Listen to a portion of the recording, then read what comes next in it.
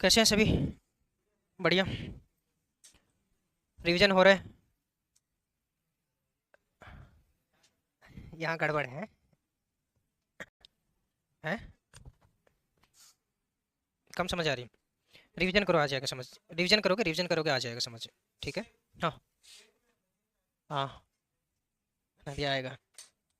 सब टेस्ट वैसे तो आज ही होना था, फिर कह रहे हैं कि कल ट्रेड वाले के साथ ही लेंगे। हाँ, कंबाइंड कर दिया, आज ही होना था वैसे तो। पर कल क्या है, आपका नया बैच भी शुरू होगा कल से। तो बोला कि एक बार आप सिलेबस धीरे चल रहा है तो सिलेबस थोड़ा सा करवाइए। कल हो जाएगा आपका। Kabir Singh, good morning. अच्छा। है। Mukut Bihari, very good morning. अब ध्यान देना, सुनिए मेरी बात। कल अरब सागर में गिरने वाली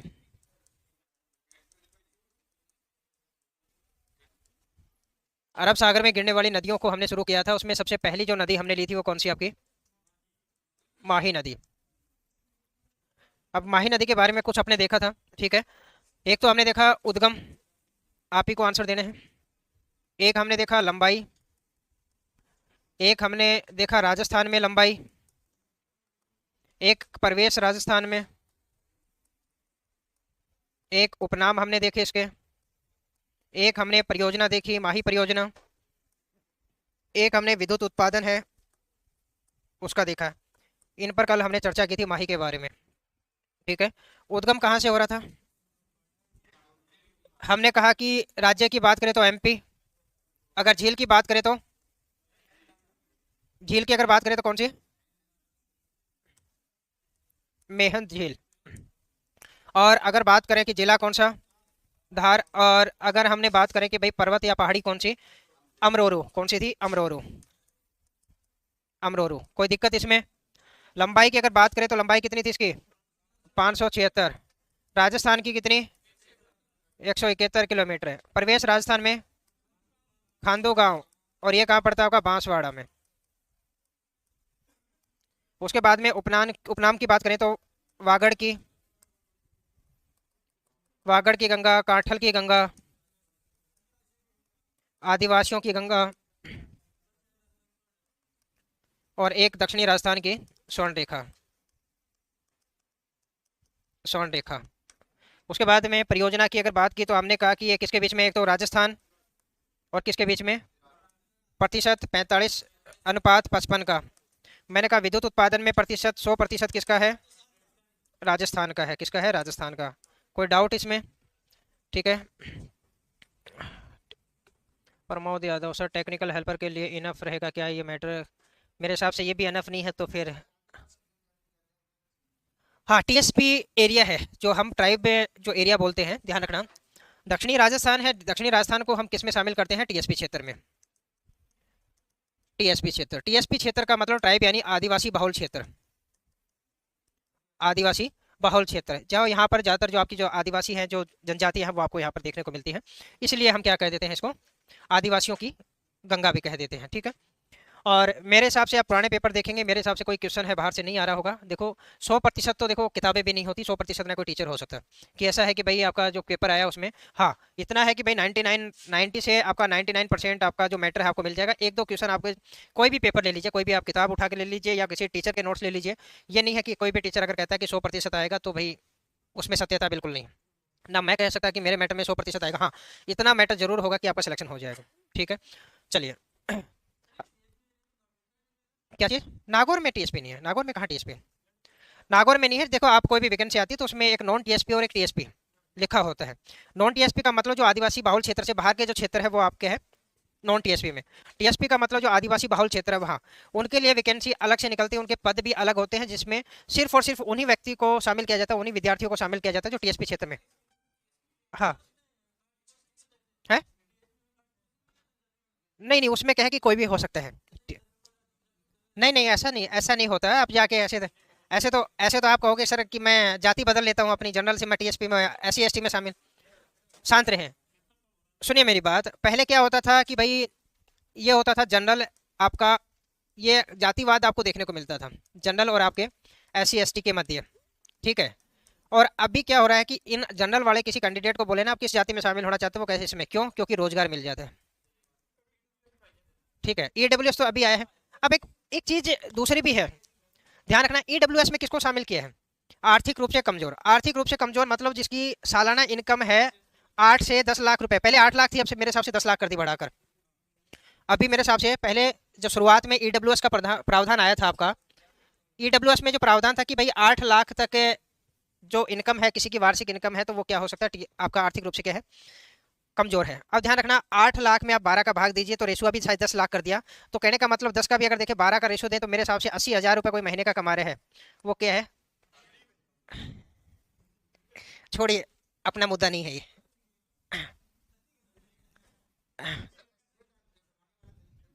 तो वो, अब ये तो सरकार जाने, मैं थोड़ी कह रहा हूँ ये तो सरकार का प्रावधान है, अपना नहीं है। हाँ, कुछ तो है ही उसमें कि जमीन है, जमीन का है और प्रॉपर्टी का है। कोई शहर में प्रॉपर्टी नहीं होनी चाहिए, कोई ऐसा नहीं है कि कोई सिटी के अंदर प्रॉपर्टी है तो वो टीएसपी में शामिल नहीं होगा।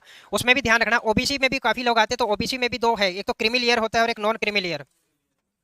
एक होता है आपका नॉन क्रीमी, इसमें भी अंतर है। क्रीमी का मतलब ये है कि भाई जो फर्स्ट ग्रेड है, किसी के घर में जिसके माता पिता है या कोई भी फर्स्ट ग्रेड अगर कोई कर्मचारी है, ठीक है, तो वो किस में शामिल होता है, क्रीमी लेयर में। ओबीसी में होते हुए भी वो किसके तहत आएगा, जनरल वाली सी कैटेगरी में आपका फाइट कराएगा है। हाँ, छोड़िए, वो अभी का मुद्दा नहीं है अपना, है। हाँ, जनरल की कोई कास्ट नहीं है, ध्यान रखना। पहली बात तो ये है कि आप कई लोग देखते हैं कि जनरल कोई श्रेणी होती है, जनरल कोई श्रेणी नहीं होती है, ध्यान रखना। जनरल कोई श्रेणी नहीं होती है, जनरल में आप लोग भी शामिल हो। काफी बार आपने देखा होगा कि अगर कोई ओबीसी का कैंडिडेट है, अगर जनरल की कट ऑफ है, जनरल की कट ऑफ आपकी 90 नंबर रही है सपोज करो, और किसी ओबीसी के किसी विद्यार्थी के 91 नंबर आ रहे हैं, तो ओबीसी में ना काउंट होकर किस में काउंट होता है, वो जनरल में काउंट होता है, और एबीसी की एक सीट खाली छोड़ जाते हो, और यहाँ पर कोई दूसरा ओबीसी का कैंडिडेट आके रह लेता है। तो ध्यान रखना, जनरल कोई आपकी कैटेगरी नहीं होती है, ठीक है। हाँ। हाँ, क्या चीज़, वो रैंक के हिसाब से आएगा, रैंक के हिसाब से क्या है उसके अकॉर्डिंग, छोड़िए। माही नदी है, उसका एक डायग्राम बना लेते हैं, ठीक है, साथ साथ बना ले ताकि समय है थोड़ा सा बचेगा।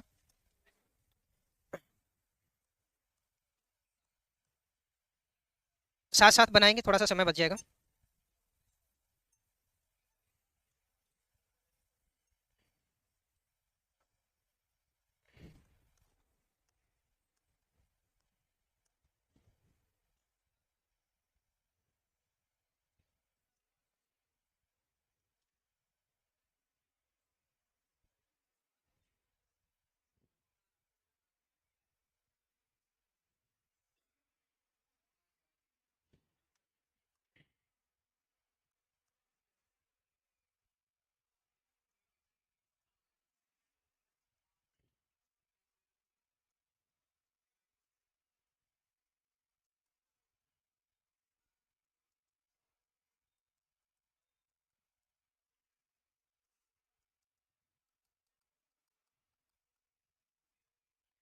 ध्यान देना, उद्गम कहाँ से हो रहा है, पहाड़ी की अगर बात करें तो अमरोरू पहाड़ी, और यही अमरोरू पहाड़ी के पास में आप एक झील बना सकते हैं। यहाँ पर एक झील ऐसे बना दीजिए। झील की अगर बात करें तो कौन सी, मेहंद, और ये कहाँ पड़ती है आपकी, धार जिला, एमपी। क्या है, एमपी। उसके बाद में ध्यान रखना, ये कहाँ पर है, मध्य प्रदेश में, एमपी में आई। हाँ, झील के अंदर से, कहने का मतलब पहाड़ियों से जो पानी आता है उस झील में जाएगा, झील से फिर आगे इस नदी का क्या है, उद्गम होता है, ठीक है। उसके बाद में आप कहेंगे सर राजस्थान में ये प्रवेश कर रही है आपकी, यहाँ पर एक स्थान मान लो, खांदू, खांदू गांव, और ये कहाँ पड़ता है, बांसवाड़ा में। और इसके बाद में ये किस में प्रवेश कर रही है, राजस्थान में। ये किस में आ गई, राजस्थान में। राजस्थान में प्रवेश करने के बाद में यहाँ पर माही बजाज सागर एक बांध है, इसका निर्माण किया गया है, माही बजाज सागर। सबसे पहला बांध ये आएगा इस पे, माही बजाज सागर बांध। और माही बजाज सागर बांध ये कहाँ पर है, बांसवाड़ा में। और ध्यान रखना, राजस्थान का सबसे लंबा बांध है, राजस्थान का सबसे लंबा बांध, सबसे लंबा बांध, ठीक है। अब ध्यान रखना, माही के बाद, माही बजाज के बाद में जो इसकी सीमा रेखा जो साझा होती है ना, तो काफी बार ये पूछ लिया जाता है, तो इधर ऊपर की तरफ तो इसके क्या होगा, प्रतापगढ़, क्या होगा? प्रतापगढ़। और प्रतापगढ़ के नीचे की साइड में आपका क्या मिलेगा? बांसवाड़ा। माही बजाज के बाद में इसका जो सीमा रेखा जो मिलती है, साझा होती है, किसके बीच में होती है? आपके प्रतापगढ़ और बांसवाड़ा के मध्य। यहाँ पर ध्यान रखना, एक संगम आपको देखने को मिलेगा। आप कहेंगे यहाँ पर क्या है? बणेश्वर धाम। यहाँ पर एक धाम है जिसको बोलते हैं बणेश्वर, बणेश्वर धाम। कहाँ पर स्थित है? कहाँ पर होगा? डूंगरपुर, ठीक है।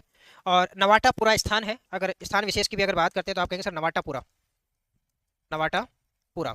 और ये कहाँ आपका? डूंगरपुर में। और यहीं पर आपके नदी आकर मिलती है, दो नदियां आकर मिलती हैं।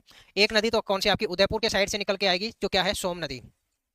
कौन सी नदी है? सोम नदी। और एक इधर से एक नदी आएगी जाखम, जो आपके प्रतापगढ़ से इधर से, कौन सी? जाखम।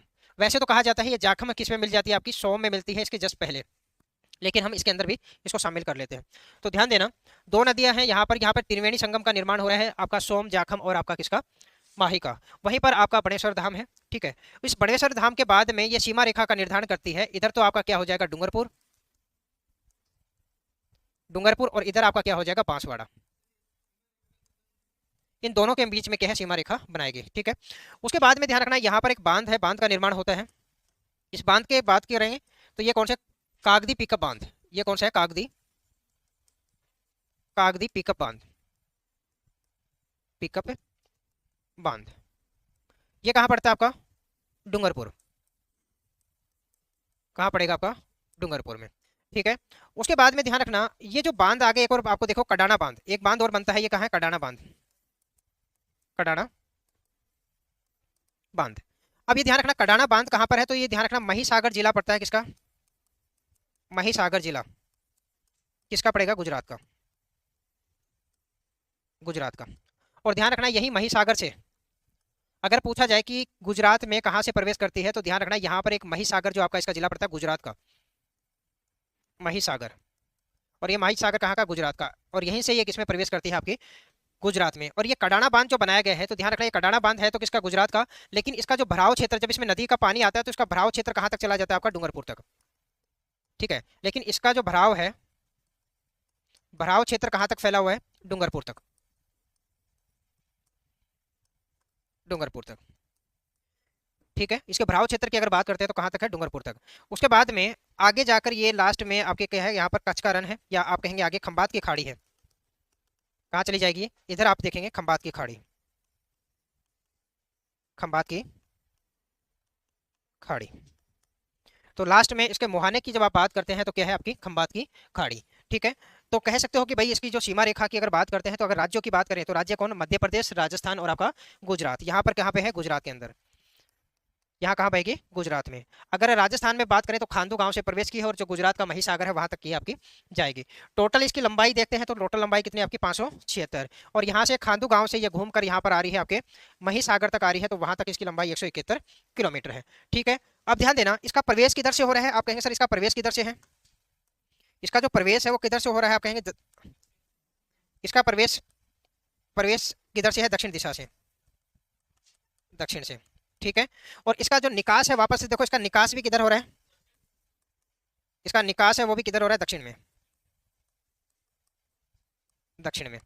तो कहने का मतलब एकमात्र राजस्थान की नदी है जो आती भी दक्षिण में है और जाती भी किधर है? दक्षिण में। एक आपका कहा जाता है कि ये यू आकार का पैटर्न बनाती है। किस आकार का बनाती है? यू आकार का। तो देखो ये उल्टा यू है आपका, हाँ, उल्टे यू का आकार का क्या है? पैटर्न आपको बनाती हुई नजर आएगी। एक बार आप इतना लिखिए और आगे चलें। अमित कुमार कोपर से प्रणाम करता हूँ। कोपर, अच्छा, खेतड़ी वाले। हाँ, ये प्रतापगढ़ और इसके बीच में सीमा रेखा बना रही है। ऊपर की तरफ प्रतापगढ़ है, इसके नीचे की तरफ बांसवाड़ा है। हाँ, सीमा रेखा बना रही है। फिर ये बड़ेश्वर धाम के बाद में डूंगरपुर और बांसवाड़ा के मध्य सीमा रेखा बनाएगी, और उसके बाद में महिसागर से वापस कहाँ चली गई? आपके गुजरात में प्रवेश कर जाएगी।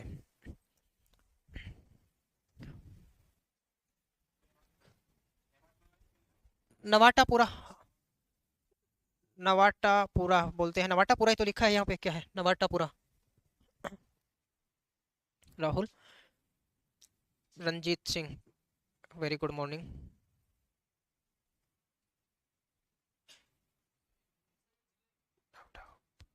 नवटापुरा, किताबों में देखो नवटापुरा भी लिखा था, नवाटापुरा भी लिखा है, तो ऑप्शन में इतना आप कंफ्यूज मत होइए, वहाँ पे नहीं होगा नवटापुरा, नवाटापुरा, नैनीपुटा, ऐसे कुछ नाम नहीं होगा, होगा तो कोई डिफरेंस नाम होगा, इतना मत कंफ्यूज हुई। तो स्थान विशेष के जो व्यक्ति होते हैं ना, उनको एग्जैक्ट पता होता है अपने गाँव का नाम, ठीक है।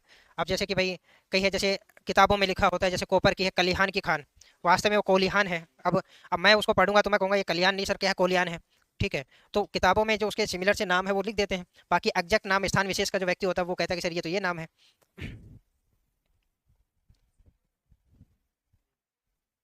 कागदी पिकअप बांसवाड़ा में, कागदी पिकअप बांसवाड़ा में, एक बार चेक कर लेंगे। डीके 12 बजे ही हो गई क्या क्लास? हाँ 12 बजे तक रहेगी क्लास डीके।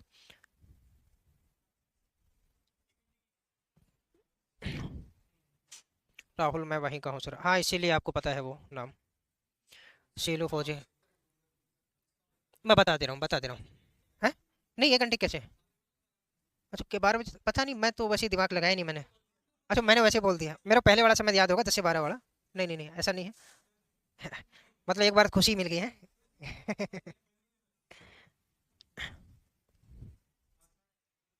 बांसवाड़ा,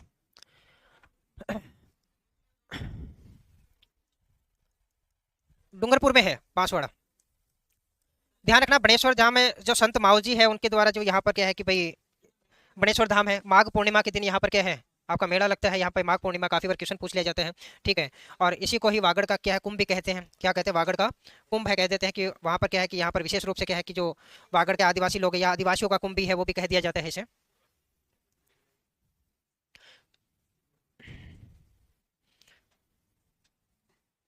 दिमाग पे इतना लोड मत ले। एक तो क्लास में कई बच्चे बिल्कुल दिमाग को ऐसे करके बैठ जाते हैं कि अभी घुसाना है, अभी ऐसे दिमाग पे लोड लोगे तो नहीं घुसेगा, ध्यान रखना, फ्री रखा करो दिमाग को। आपने कभी नोटिस किया कि भाई जो एक बार किसी में सिलेक्शन हो जाता है किसी व्यक्ति का, तो उसके बाद में जो भी एग्जाम देता है उसका हर में सिलेक्शन होता रहता है? पता है इसका कारण क्या है? क्योंकि अब उसको टेंशन नहीं है। अब आप जब जाते हो ना तो आपके ऊपर प्रेशर होता है कि सिलेक्शन लेना है, सिलेक्शन लेना है। वो पेपर देने जाएगा, उसे पता है कि सिलेक्शन तो हो रखा है, होगा तो ठीक, नहीं होगा तो वो फ्री माइंड से फिर खेलता है।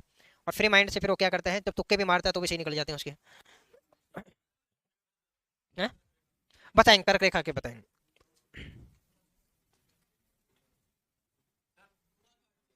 हाँ ये खंबात की खाड़ी, हाँ सीमा रेखा में, देखो मेरी बात सुनिए, मैं एक मैप में बता दूंगा आपको, मैप में एक बार मैं बता दे रहा हूँ। बोर राजस्थान का दीपक हमने बताया था, जो आपकी 2303 है, कहाँ से निकली थी? राजस्थान के दक्षिण में। हमने बोरकुंडू गांव लिखवाया था आपको, और ऊपर हमने लिखा था कौन सा, कोणा गांव।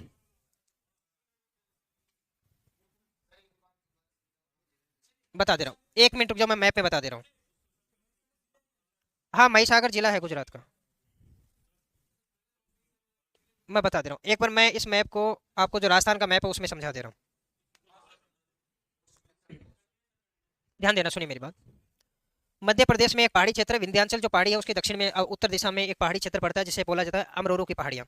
इस अमरोरू की पहाड़ियों पर जब वर्षा आती है, जब यहाँ का जो आसपास का जो पानी बहकर किसमें जाता है, मेहज झील में जाएगा, ठीक है। और मेहज झील है, ये कहाँ पड़ती है आपकी, धार जिला पड़ता है, कहाँ का, मध्य प्रदेश का। यहाँ से फिर ये माही नदी क्या है, बहना शुरू होती है। किस दिशा में बहेगी? उत्तर दिशा में, पहले मध्य प्रदेश में बह रही है, फिर ये आपका बांसवाड़ा का जो खांदू गाँव पड़ता है, उस खांदू गाँव से किस में प्रवेश करेगी, आपके बांसवाड़ा में। बांसवाड़ा में प्रवेश करती है, तो इसी बांसवाड़ा में, इसी नदी के ऊपर आपने एक बांध बना रखा है, उस बांध का नाम क्या है, माही बजाज सागर बांध। ये कहाँ पड़ रहा है? आपके बांसवाड़ा में। ये राजस्थान का सबसे लंबा, भराव की क्षमता में सबसे बड़ा कौन सा था आपका? राणा प्रताप सागर। अगर पूछ लिया जाए कि राजस्थान का सबसे लंबा बांध कौन सा है, तो आप कहेंगे कौन सा, माही बजाज सागर बांध है। यहीं से फिर ये नदी आगे बढ़ती है, तो प्रतापगढ़ और किसके बीच है, बांसवाड़ा के मध्य सीमा रेखा का निर्धारण करते हुए जाती है। अब ध्यान देना, यहीं पर इसी जो क्षेत्र विशेष है, ये दोनों के बीच का जो क्षेत्र विशेष है आपका, इसी क्षेत्र विशेष में, आप इस क्षेत्र विशेष को किस नाम से जानते हैं? कांठल के नाम से। क्या जानते हैं? कांठल। यानी माही नदी के जो बहाव का जो क्षेत्र है, उसके पास के जो बहाव का क्षेत्र है, वो क्या है, कांठल कहलाते हैं। अब ध्यान रखना, मैंने पहले आपको बताया था कि कांठल है वो किन के मध्य स्थित है। अगर क्वेश्चन ये पूछा जाता है तो आप कहते हो सर किसके ऊपर की तरफ क्या है, प्रतापगढ़, नीचे की तरफ क्या है, बांसवाड़ा। अगर क्वेश्चन आ जाए, अगर क्वेश्चन आ जाए कि कांठल है वो किस जिले के अंतर्गत है, ठीक है, तो उसमें अगर ऑप्शन आपको दे दिया जाए, A option Pratapgarh, B option दे दिया जाए आपका बांसवाड़ा, पहले तो मैंने आपके जोड़े में पूछा था, तीसरा दे दिया जाए डूंगरपुर, और चौथा दे दिया जाए उदयपुर। और अगर आपसे पूछ लिया जाए कि कांठल है वो किस जिले के अंतर्गत पड़ता है, काठल क्षेत्र है वो किस जिले के अंतर्गत पड़ता है? क्योंकि पहले तो मैंने पूछा तो आपने सीधा दे दिया कि सर बांसवाड़ा और प्रतापगढ़ के मध्य है। लेकिन ध्यान रखना, सिर्फ एक जिला पूछा जाए आपसे, सिर्फ एक जिला पूछा जाए कि भाई कांठल है वो किसके अंतर्गत पड़ता है, तो आपका आंसर क्या होगा? प्रतापगढ़। ठीक है। वहीं पर मैंने कहा इन्हीं के बीच में मैंने आपको एक चीज और कही थी, यहीं पर आपका छप्पन का मैदान भी पड़ता है।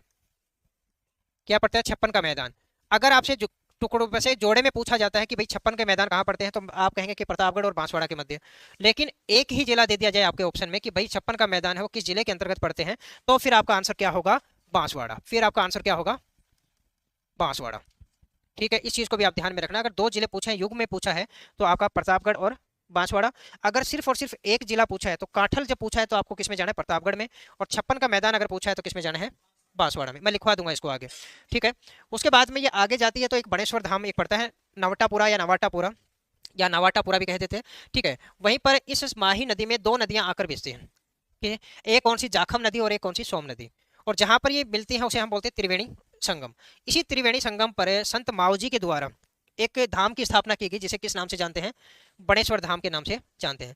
हर साल माघ पूर्णिमा के दिन यहाँ पर मेला बढ़ता है। बहुत सारे आदिवासी लोग यहाँ पर आते हैं, इसलिए आदिवासियों का कुंभ भी इसे कह दिया जाता है। उसके बाद में आगे बढ़ती तो इसी के ऊपर आपका एक बांध बनाया गया है, कागदी पिकअप बांध। एक बांध और बनाया गया, कागजी पिकअप बांध। कहाँ पर? बांसवाड़ा में। उसके बाद में ये नदी और आगे बढ़ती है, तो ये डूंगरपुर के पास जैसे ही ये आगे बढ़ेगी, और जैसे ही आगे बढ़ेगी तो एक गुजरात का एक जिला आता है महिसागर। उस महिसागर जिले से ये कहाँ पर प्रवेश करती है? गुजरात में। और गुजरात में जैसे ये प्रवेश करती है तो इसके ऊपर एक बांध बनाया गया है, कडाना बांध। कौन सा बांध है? कडाना बांध। इस कडाना बांध का निर्माण तो कहाँ पे हुआ है? ध्यान देना, कोई भी चीज है देखो ढाल प्रवणता के अनुसार आपकी चलती है। नदी है जैसे, अब मान लेते हैं ये नदी आ रही है ऐसे, क्योंकि नदी हमेशा ढाल प्रवणता, जिधर ढाल होगा उधर ही बहेगी। अब मान लेते हैं कि कोई बांध आपने यहाँ पर बना दिया, एक बांध है, आपने यहाँ पर एक बांध का निर्माण कर दिया आपने, और इधर से ये नदी आ रही है, इधर से ये नदी बहकर आपकी आ रही है। आप कहेंगे इधर से एक नदी बह के आ रही है। अब ये बांध है, मान लेते हैं ये कौन सा है? कडाना बांध है। कौन सा बांध है? कडाना। ये बांध कहाँ पर बनाया आपने? ये गुजरात में। कहाँ पर है? गुजरात में। ठीक है। और गुजरात की सीमा आप कहेंगे सर यहाँ से इससे आगे की जो सीमा है ये किसकी है? गुजरात की। इससे ऊपर का भाग है ये क्या है आपका? राजस्थान का। किसका भाग है? राजस्थान का। और राजस्थान का भी ये भाग कौन सा? आप कहेंगे सर डूंगरपुर। कौन सा पड़ता है? डूंगरपुर। अब भराव क्षेत्र का मतलब ये है कि जब इस बांध में पानी भरेगा जब पूरा, तो ये पानी आएगा तो ये पानी ऐसे भरेगा, इसका लेवल ऐसे आएगा। तो एक बात बताओ, तो इतना जो पानी का जो ये लेवल आ रहा है, इधर का जो पानी है, भराव क्षेत्र है, ये भराव क्षेत्र आपका किधर आ रहा है? ये भराव क्षेत्र है, इतना भराव क्षेत्र है वो किस में आ रहा है इसका? राजस्थान के डूंगरपुर में।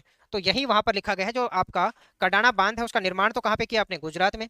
लेकिन जो इसका भराव क्षेत्र है, जब इसमें पानी भरता है तो इसका जो भराव क्षेत्र का पानी है वो कहाँ तक जा रहा है आपका? डूंगरपुर तक जा रहा है। यही वहां पर लिखा है। समझ गए अब क्या कहना चाह रहे हैं? ठीक है। और उसके बाद में ये आगे और बढ़ती है, आगे बढ़ेगी गुजरात से होकर, ये लास्ट में कहाँ पर? खंबात की खाड़ी में गिर जाती है। कोई डाउट इसमें?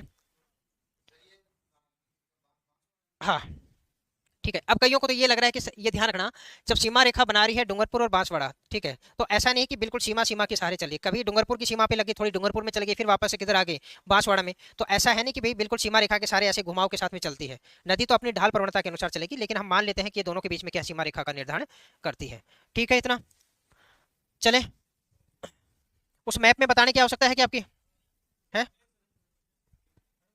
लास्ट में बता देंगे, नहीं तो उसी मैप में ही चले जाएंगे अपन। ठीक है। उसी में ध्यान रखना, उसी में आगे लिख लीजिए। मैं पॉइंटों में लिखा दूं, इस नदी पर निर्मित बांध। पॉइंटों में लिख लो, शॉर्ट में, पूरा नहीं लिखेंगे। उसमें लिखना पहला माही सागर या माही बजाज, इनका क्रम पूछ सकता है। दूसरे नंबर पे आप लिखेंगे कागदी पिकअप, पिकअप बांध। तीसरा आप लिखेंगे कडाना बांध। ये कहां पर? महिसागर, गुजरात। और ध्यान रखना ये कौन से आपके? ये बांसवाड़ा, बांसवाड़ा। ठीक है। उसी में आप लिखेंगे कडाना बांध है, इसी को लिखेंगे। इसका भराव क्षेत्र, भराव क्षेत्र राजस्थान के डूंगरपुर तक है, डूंगरपुर तक है। राजस्थान के डूंगरपुर तक है।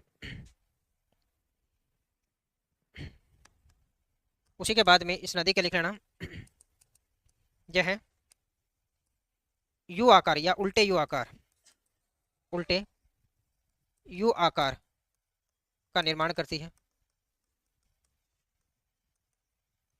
या उल्टे यू आकार में बहती है, ऐसा कर लीजिए, वो ज्यादा सही है, उल्टे यू आकार में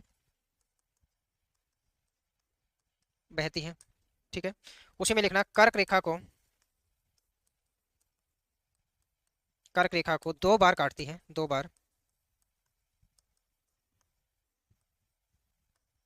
2 बार काटती है। ठीक है, कर्क रेखा को 2 बार कैसे काटती है मैं बता दे रहा हूं, इसमें आप इसको लिखिए जब तक।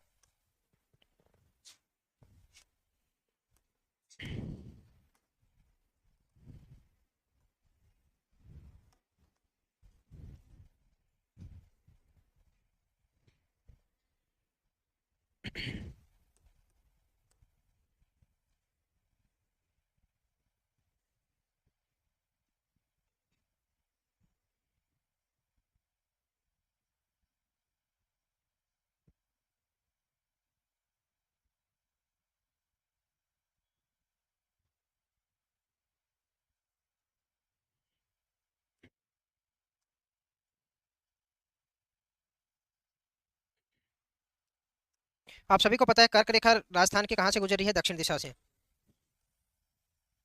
हमने कहा राजस्थान के,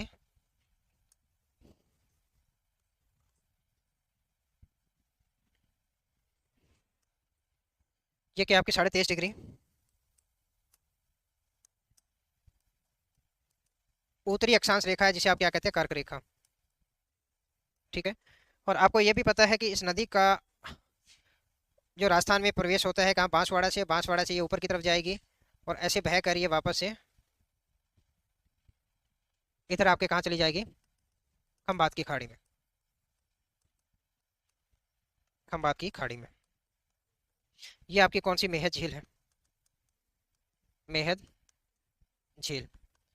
अब ध्यान देना, ये कर्क रेखा को एक बार तो आती है तब काटती है, और एक बार जाती है तब काटती है। और इसी को देखो, इसी को हम कहते हैं राजस्थान की स्वर्ण रेखा नदी, इसी को हम कहते हैं राजस्थान की स्वर्ण रेखा या दक्षिणी राजस्थान की स्वर्ण रेखा। क्यों कहा जाता है? क्योंकि स्वर्ण रेखा एक नदी है, ये कहाँ बहती है? आपकी झारखंड में, झारखंड में नदी का नाम है, नदी का नाम है, नदी का नाम क्या? स्वर्ण रेखा। ये स्वर्ण रेखा नदी है, ये भी कर्क रेखा को 2 बार काटती है, और इसीलिए इसकी तुलना हम भारत में किससे कर देते हैं? जो 2 बार कर्क रेखा को काटती है, आपकी माही नदी। इसलिए हम कह देते हैं कि इसे राजस्थान की स्वर्ण रेखा या दक्षिणी राजस्थान की स्वर्ण रेखा है, वो हम इसे कह देते हैं। ठीक है, तो ये कर्क रेखा को 2 बार काटती है, यू आकार का आपका निर्माण करती है, बहती है। ठीक है, ठीक है, इतना सा एक बार नोट कीजिए, फिर चलते हैं। गुरुजी टेस्ट का प्रिंट निकाल सके ऐसा ऑप्शन डालो ऐप में। जितेंद्र देखो, ये मेरे पास नहीं है, अब सर की क्लास होती है तो सर से ये जिक्र किया कीजिए थोड़ा सा।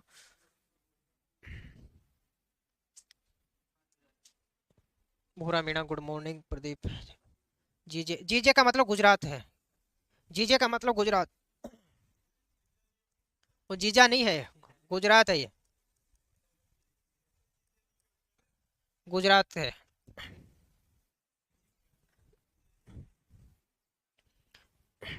जल्दी से पढ़ा लीजिए। शालू लंबाई सर इसकी किसकी लंबाई पूछ रहे हैं आप शालू?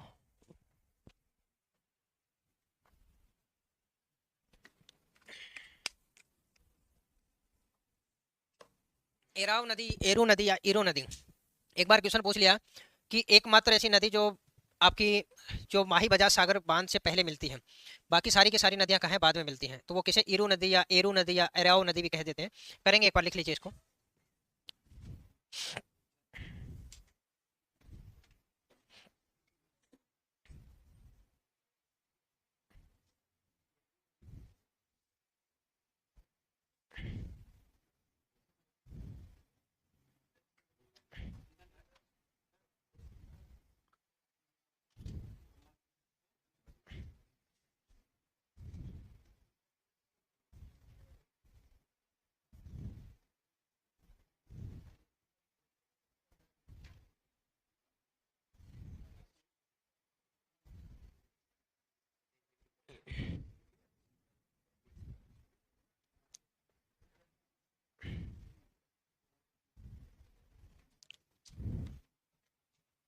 शांतिलाल क्या पूछ रहे हैं सर? अच्छा, माही बजाज की लिखवा देंगे, अभी माही बजाज सागर लिखेंगे उसमें। मैं बता दे रहा हूँ, एक बार आप इसको लिख लीजिए, थोड़ा सा वेट कीजिए। वैसे देखो यहाँ पर क्या, माही बजाज है, वैसे अगर देखेंगे तो 3109 मीटर आपको देखने को मिलेगी लंबाई, लेकिन हम जब ये लिखेंगे तो वहीं पर इसकी चर्चा करेंगे। सारी नदियों के याद करने की ट्रिक भी बता करो, चेतन कुमार प्रजापति। सर जी, जितेंद्र नाम के कितने लड़के हैं? जितेंद्र नाम के कई हैं, जितेंद्र प्रजापति है, कोई जितेंद्र कुमार है, कोई सिर्फ जितेंद्र है, ये नाम कुछ ज्यादा है। हो गया, चले आगे। हैं? ट्रिक देखो, मेरी बात सुनो, ट्रिक एक दो की बनती है, ध्यान रखना, ट्रिक है। अब आपके सामने सभी की ट्रिक बना के दे दे कही है। आप यूट्यूब पे क्या करते हैं, आपको यूट्यूब वगैरह पे मिलती हैं, तो वहां पर क्या है कि छोटी छोटी 15-15 सेकंड की ट्रिक मिलती है, ठीक है? उसमें कोई भी नदी उठा ली, उस नदी की बता दिया ट्रिक है, तो वह सिंगल सिंगल देखते हो तो आपको अच्छा लगता है, ठीक है? आपको अच्छा लगता है, उसकी मम्मी पापा ऐसे कुछ जोड़ के, और आपको क्या है कि मतलब अच्छा भी लगता है, और वो है फिर, ठीक है? दूसरी बात जैसे क्या है कि भाई, जब यही आपकी शॉर्ट ट्रिक अगर 20, 25, 50 के बीच में चली गई, तो फिर क्या होता है, फिर आपकी ट्रिक है आपकी धरी की धरी रह जाती है। फिर उसकी ट्रिक उसमें चलेगी, उसका पापा उसकी मम्मी के साथ, उसकी मम्मी उसके पापा के साथ। नहीं, वास्तविकता है ये, कभी आप यकीन नहीं हो तो आपकी ये देखने में अच्छी लगती है, सुनने में अच्छी लगती है, लेकिन जब इम्प्लीमेंट करोगे ना इसका, तो वहां पर पेपर में ये याद ही नहीं आएंगी, वहां पर फिर आपस में मिक्स हो जाएगा, आपका गुड़ गोबर हो जाएगा सबका। तो ध्यान रखना, तो इतना नहीं है, समझ है, समझ के साथ में अगर करोगे तो ही आप सटीक तरीके से इनको याद रख सकते हैं, वरना ये ऐसे रहते हैं, ठीक है? वैसे तो क्या बहुत सारी है, आपको किताबें भी मार्केट में मिल जाती हैं कि भाई, ध्यान देना। अभी एक बच्चे का था, सर इसे स्वर्ण रेखा क्यों कहते हैं, मैं बता दे रहा हूँ, ध्यान देना। ये आपकी कर्क रेखा है 23.5 डिग्री। ये क्या है, 23.5 डिग्री की है, मैं जल्दी से बता दे रहा हूँ, नॉर्थ में कर्क रेखा। यहाँ से आपकी माही नदी ऐसे बह रही है, क्या रह रही है, माही नदी, ठीक है? और ये कहाँ पर आपका ऊपर राजस्थान का पार्ट है, यहाँ पर एक झारखंड आता है, क्या आता है, झारखंड राज्य आता है आपका। इस झारखंड राज्य की भी जब आप बात करेंगे, तो ये झारखंड राज्य पे भी जो आपकी जो ये स्वर्ण रेखा नदी है, ये 2 बार ऐसे बहकर आगे जाती है, किधर जाती है आपकी, आपकी बंगाल की खाड़ी की तरफ। और इसी जो स्वर्ण रेखा नदी है, ये स्वर्ण रेखा नदी है झारखंड में, इसी के पास आपको जमशेदपुर, जमशेदपुर का नाम सुना होगा, जमशेदपुर, जहाँ पर टाटा, सॉरी, टिस्को की, टिस्को लोहा इस्पात जो आपका है, वो स्थापित किया गया था कब, आपका 1907 में। कब किया गया था, 1907 में। पहले जब इसका नाम था साक्षी नाम था, क्या नाम था, साक्षी नाम था, साक्षी था, लेकिन जमशेदपुर जी, जमशेदपुर ये क्यों नाम पड़ा, क्योंकि जमशेद जी टाटा के द्वारा इसकी स्थापना की गई, उसके बाद में इसी का क्या नाम कर दिया, साक्षी से बदलकर जमशेदपुर। तो ये ध्यान रखना। अब ये स्वर्ण रेखा नदी है, यहाँ पर काट रही है, तो इसी से तुलना कर देते हैं हम किसकी, माही की, इसलिए हम कह देते हैं दक्षिण राजस्थान की क्या है, स्वर्ण रेखा नदी है। छोड़िए, उसी में आइए आगे, उसमें आगे लिखना काठल, काठल प्रदेश, ठीक है? अगर अकेला आए तो किसमें, प्रतापगढ़ में, प्रतापगढ़ में अकेला पूछा गया है कि अकेले जिले का नाम है तो प्रतापगढ़, नहीं तो आप कहेंगे प्रतापगढ़ एवं बांसवाड़ा, बांसवाड़ा के मध्य माही नदी के पाट को, माही नदी के पाट को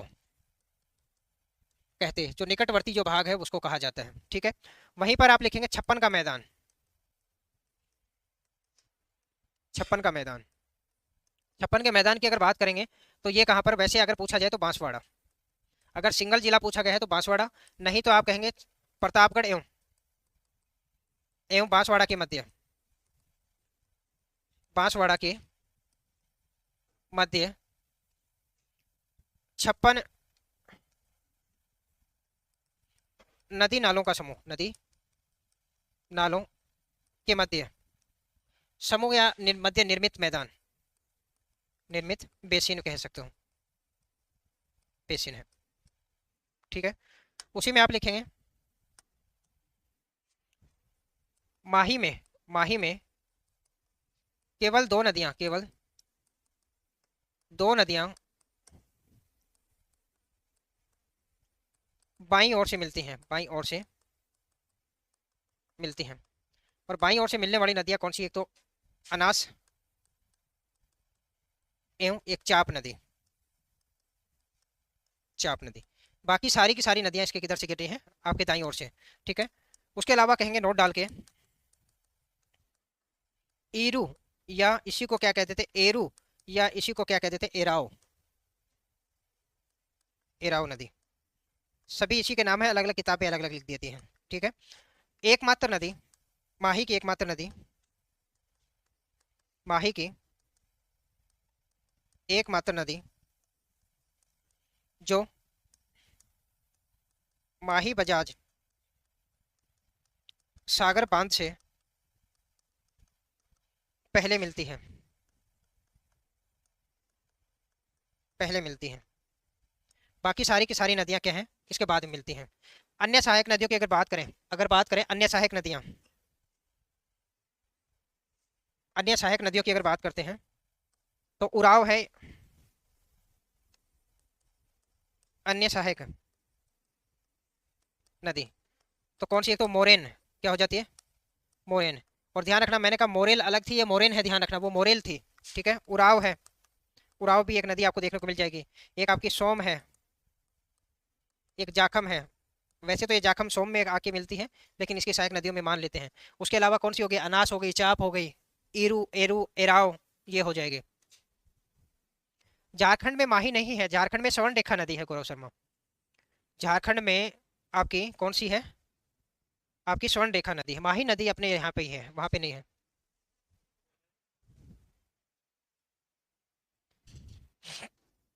माइनस मार्किंग होगी क्या।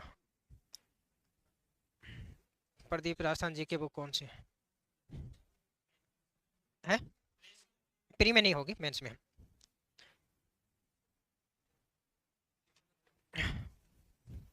नेगेटिव मार्किंग आपकी मेंस में देखने को मिलेगी। हाँ, ये ईरू, एरू, एराव, ये तीनों एक ही नाम है।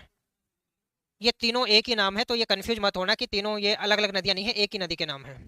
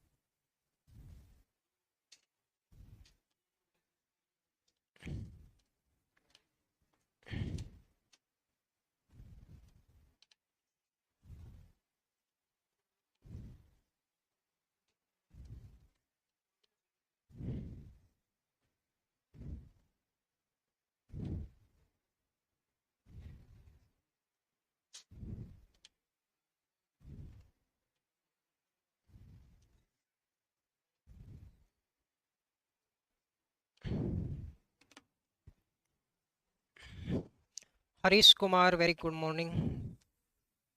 हो गया। अब ध्यान देना, अगर हम बात करते हैं कि भाई माही बजाज सागर बांध की, ठीक है, माही बजाज सागर बांध है, आप सभी को पता है कि माही बजाज सागर बांध में 140 मेगावाट की हमें विद्युत उत्पादन करते हैं, जिसमें 25-25 मेगावाट की दो और एक 45 मेगावाट की दो हमने क्या है स्थापित की। और ये 140 मेगावाट जो विद्युत है, ध्यान रखना, हेडिंग लिख लेना एक बार, माही बजाज सागर बांध, माही बजाज सागर बांध। ये दिखाई नहीं देता होगा ये कलर, माही बजाज सागर बांध है, ये कहाँ पर, बांसवाड़ा में।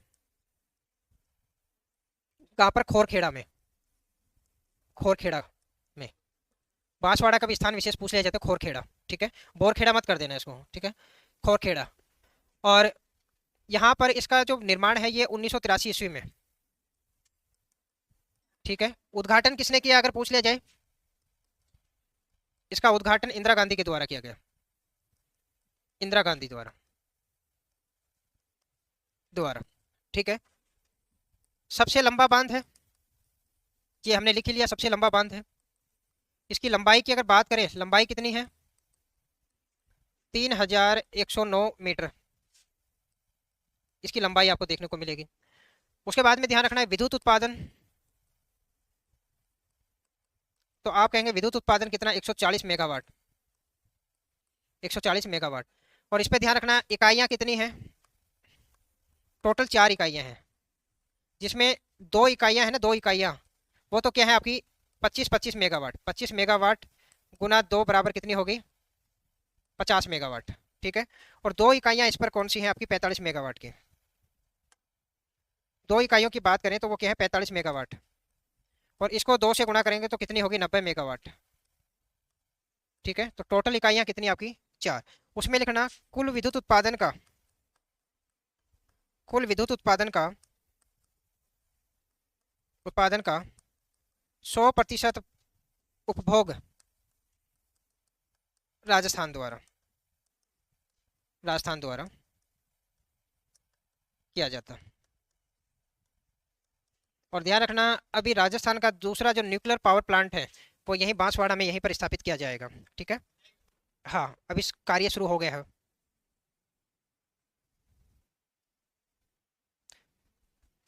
बोरखेड़ा अलग है, ये खोरखेड़ा लिखा है भाई। बोरखेड़ा तो आपका सबसे दक्षिणी बिंदु है। बोरखेड़ा या आपके कहते हैं ना बोरकुंड गांव है, वो सबसे दक्षिणी। इसका किताबों में है खोरखेड़ा का नाम लिखती है इसका। अब भाई स्थान विशेष में इसको बोरखेड़ा कहते हैं, क्या कहते हैं इतना मेरे को ध्यान नहीं है। ठीक है।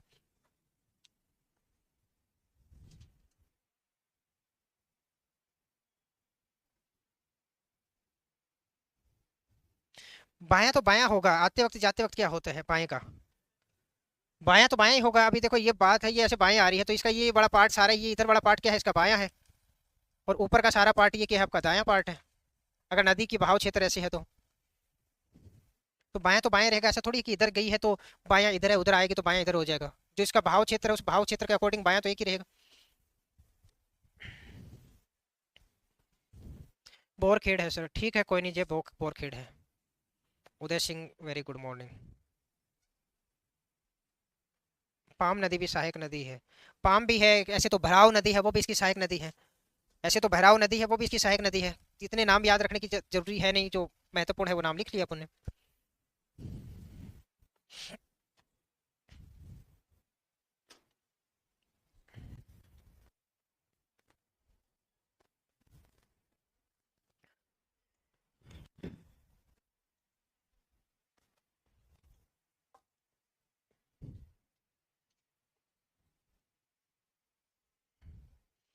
संजय गुजर वेरी गुड मॉर्निंग।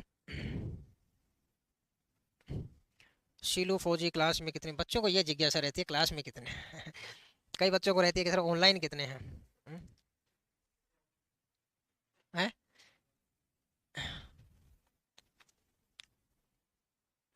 जो रेगुलर क्लास लगाते हैं ऑनलाइन उनका हिसाब किताब तो ठीक है, लेकिन कई बच्चे हैं कि वो लगाते नहीं ऑनलाइन। वो देखते हैं कि बाद में 2x करके देखेंगे, 3x करके देखेंगे या 4x करके देखेंगे। उनका 1 2 3 रह जाता है, सिर्फ x बच जाता है। ठीक है। वो x तो अपन बोलते हैं, वो मल्टीप्लायर होता है। ठीक है, वो तो अपन कह देते हैं जैसे लिखा होता है ना 3x, ऐसे लिखा होता है अपन x बोलते हैं इसको। वैसे क्या होता है, ये मल्टीप्लायर होता है, गुणा होता है। हाँ, 2 गुना की स्पीड, 3 गुना की स्पीड। वो तो हम कह देते हैं कि भाई क्या है 3x 2x, वैसे अपन बोलने की भाषा में इसको कह देते हैं। Ravi good morning. Lakhan very good morning.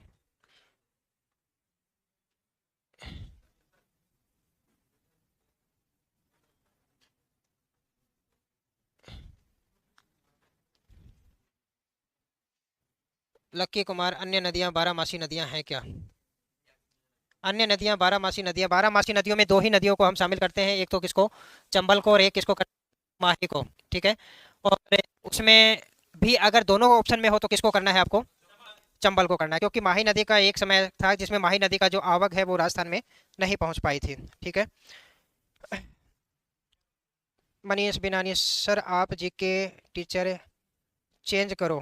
भाई मेरे को चेंज करना चाह रहे हो या भाई किस जीके के टीचर को? हैं? आप बता दीजिए भाई, अगर मेरे को, अगर इसी जीके के टीचर की बात है तो बता दो भाई। हैं? चलिए सुनिए मेरी बात, उसी में आगे लिखिए सोम नदी। सोम नदी, सोम नदी है।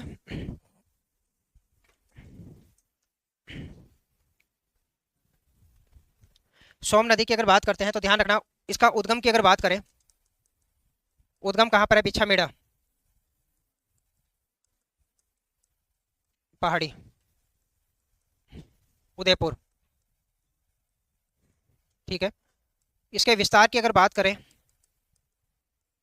विस्तार की अगर बात करते हैं तो विस्तार है, विस्तार की अगर बात करते हैं तो उदयपुर, उदयपुर से ध्यान रखना, पहले ये उदयपुर से सीधा डूंगरपुर में आती थी, लेकिन जब से सलुम्बर बना है तो वहां पर उदयपुर के बाद में ये कहाँ पे जाती है, सलुम्बर में, और सलुम्बर के बाद में ये कहाँ पे जाती है, डूंगरपुर में, डूंगरपुर में। 21-22 क्लासेज नहीं हुई सर, ये अब्दुल कईयों को, कल भी एक बच्चा कह रहा था 21-22 की क्लासेज नहीं हुई। हम्म?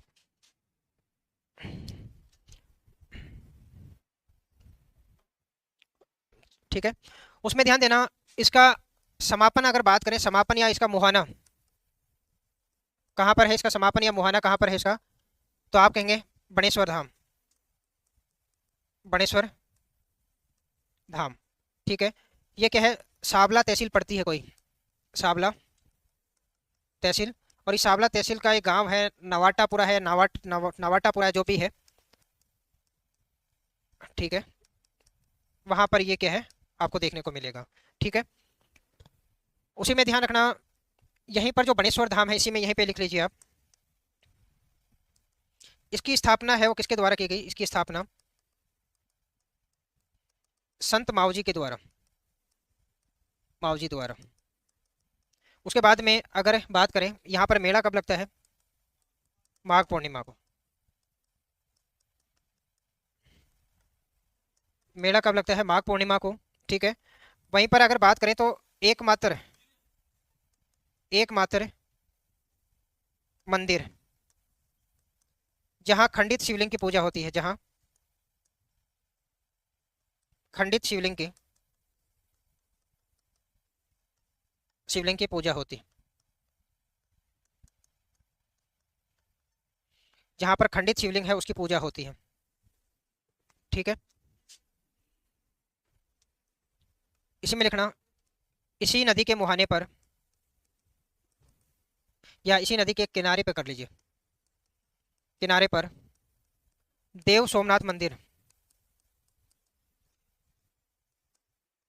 मंदिर स्थित है, कहाँ पर, डूंगरपुर में। और इसी पर ध्यान रखना, सोम कागदर एक बांध बनाया गया है जो कहाँ पर है, उदयपुर में।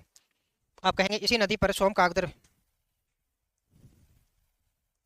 इसी नदी पर सोम कागदर, सोम कागदर बांध निर्मित, जो कहाँ पर है, उदयपुर में, कहाँ पर है, उदयपुर में।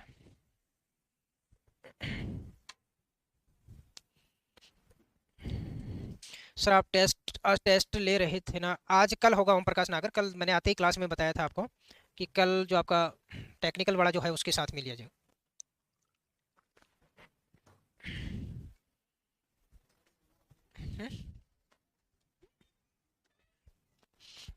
एक तो ये आपका सोमनाथ मंदिर आपका एमपी वाला है वो अलग है, ये है वो सोमनाथ मंदिर, ये देव सोमनाथ मंदिर है।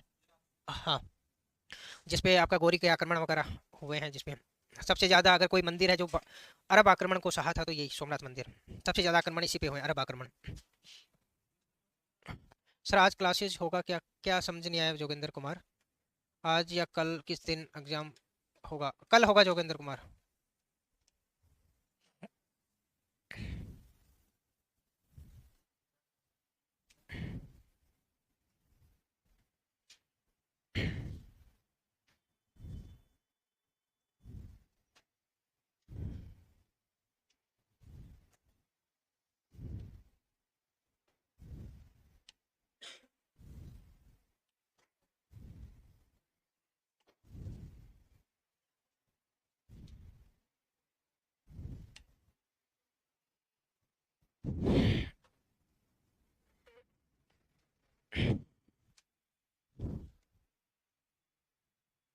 उद्गम बताओ दो, जाखम का उद्गम बता तो दिया, जाखम का किसकी बात कर रहा है, हरीश, जाखम का तो अभी करेंगे ना, जाखम हुई कहाँ है आपकी, जाखम का भी करेंगे अभी,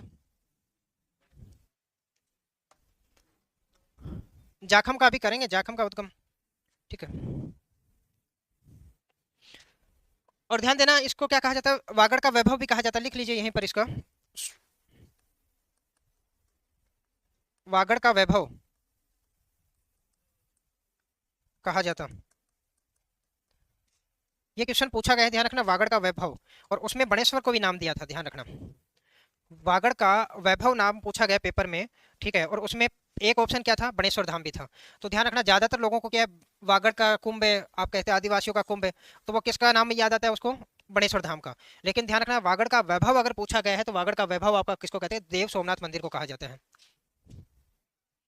चेतन कुमार जल्दी शुरू कर देंगे हिस्ट्री के भी, थोड़ा सा वेट कीजिए आप।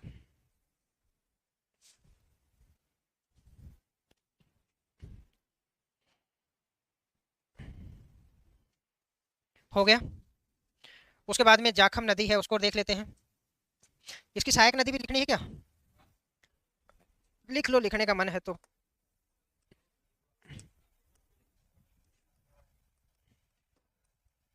सहायक नदी इसकी एक तो जाखम को है, इसको इसको सहायक नदी मान लेते हैं। वैसे तो क्या वहां पर त्रिवेणी पर जाकर मिलती है। उसके अलावा एक गोमती नदी है, एक टीडी नदी है। हाँ, हाँ, ये आपकी इसकी सहायक नदियां आपको देखने को मिल जाती हैं, याद होती हैं, ठीक है, नहीं तो जय माता दी।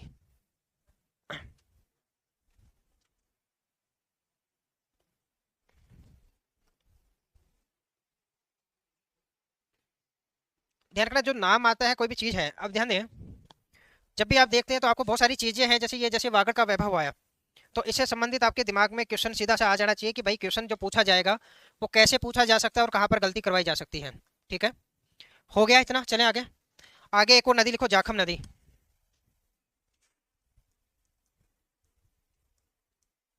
जाखम नदी, ठीक है। उद्गम की अगर बात करते हैं, इसका उद्गम भंवर माता की पहाड़ी है, भंवर माता पहाड़ी, और ये कहाँ पड़ती है आपकी, प्रतापगढ़ में, प्रतापगढ़ में, ठीक है। इसका बहाव क्षेत्र अगर विस्तार की अगर बात करें तो ध्यान रखना कहाँ से शुरू होता है, ये आपका प्रतापगढ़ से, प्रतापगढ़ से ये कहाँ पर सलूम्बर में जाती है, सलूम्बर से ये आपकी डूंगरपुर में, डूंगरपुर में, ठीक है। उसी में लिखेंगे इसका समापन या मुहाना, समापन या मुहाने की जब बात करते हैं तो आप कहेंगे बणेश्वर धाम के पास, पास, ठीक है। ये ध्यान रखना, इसमें कई जगह सोम नदी लिख देते हैं, कई यहाँ पे सोम नदी में, वैसे सोम नदी में मिलती है, और यहीं पर थोड़ी से आगे ही इसमें क्या आ जाती है, आपकी माही नदी आ जाती है, ठीक है। इसी में लिखना, इसी नदी पर, इसी नदी पर जाखम बांध, कहाँ पर है ये जाखम बांध, स्थित है प्रतापगढ़ में, प्रतापगढ़ में। बांध अलग से करवाने की आवश्यकता है क्या अब, कि लगभग सारे तो हो गए, कुछ बचेंगे वो अलग से लिखेंगे, ठीक है। उसी में ध्यान रखना, ये क्या है, राजस्थान का सबसे ऊंचा बांध है, हाँ, राजस्थान का सबसे ऊंचा बांध है, बांध है। इसकी हाइट 81 मीटर, 81 मीटर ऊंचा, ठीक है। यहाँ पर विद्युत भी उत्पादन की जाती है, यहाँ 5.5 मेगावाट की विद्युत उत्पादन इकाई है, स्थापित की गई है। 5.5 मेगावाट की जो विद्युत उत्पादन इकाई है वो की गई है। ऑनलाइन वालों को भी दो टेस्ट सर, ऑनलाइन वालों को अभी पीडीएफ भेजा जा रहा है, बाकी कुछ आप सर की क्लास में आप ये बात रखना ताकि कुछ समाधान निकल सके इसका।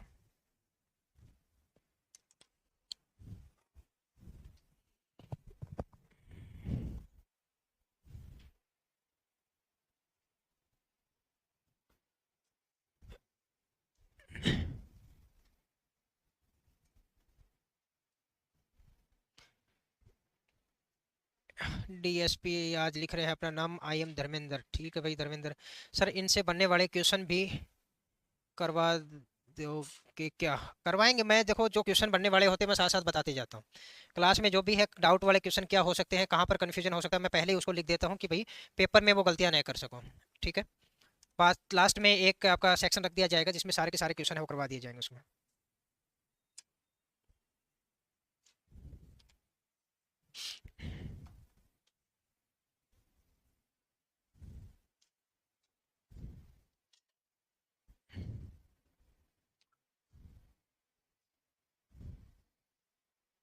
चलें,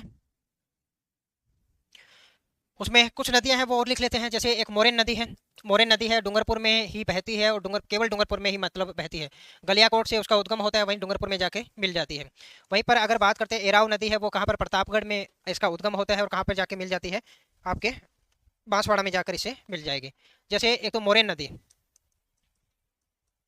मोरेन नदी की अगर बात करते हैं तो इसका उद्गम कहाँ से हो रहा है, तो गलियाकोट से, गलियाकोट। और ये कहाँ पड़ता है, डूंगरपुर। गलियाकोट में एक दरगाह है, कौन सी, बोहरा संप्रदाय की। यहीं पर क्या है आपकी, बोहरा संप्रदाय, ठीक है।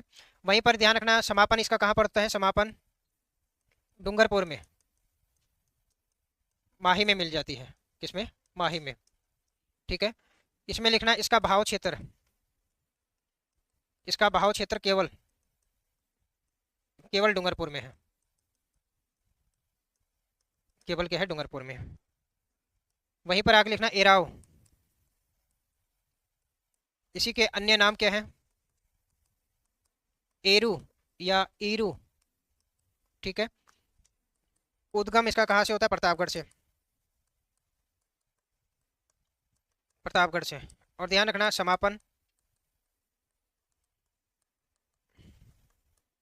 बांसवाड़ा में, माही नदी में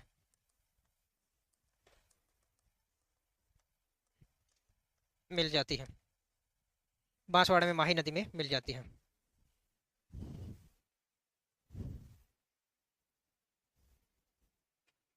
अजय योगी, राधे राधे।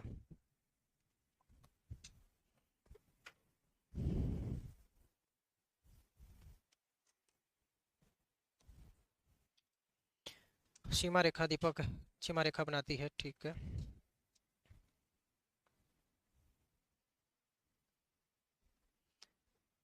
नदियों का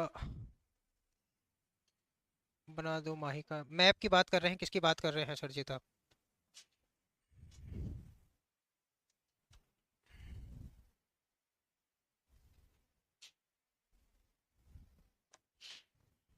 और करने की आवश्यकता है क्या इसमें, या चलें अपन किस पर, लूनी नदी पर।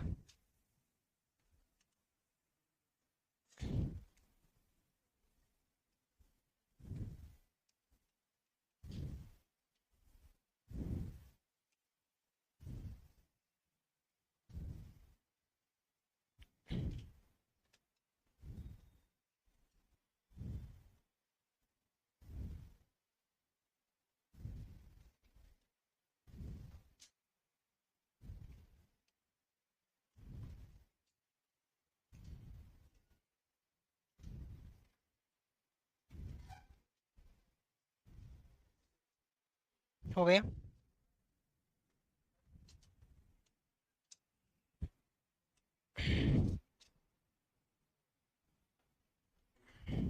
मैप बनाना है क्या इसका, है।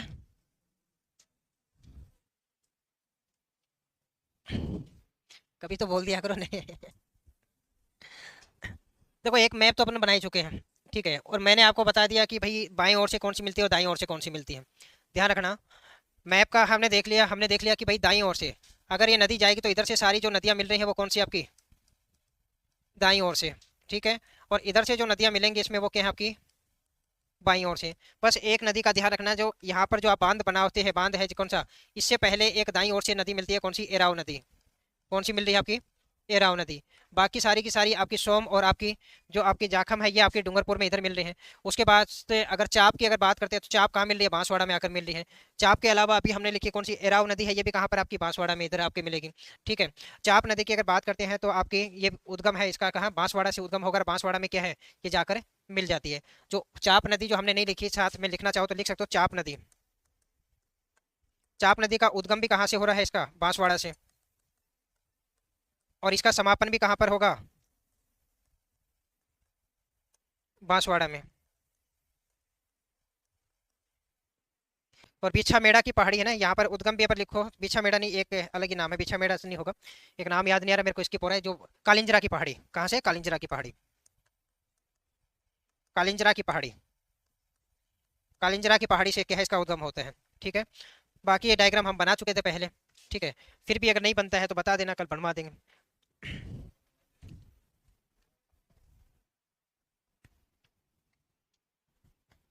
चाप नदी है, ये भी ध्यान रखना, बांसवाड़ा में बहती है, केवल चाप नदी है, ये बांसवाड़ा में बहती है।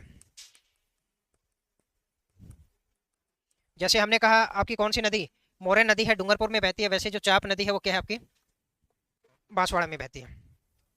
कालिंजरा, कालिंजरा, कालिंजरा की पहाड़ी।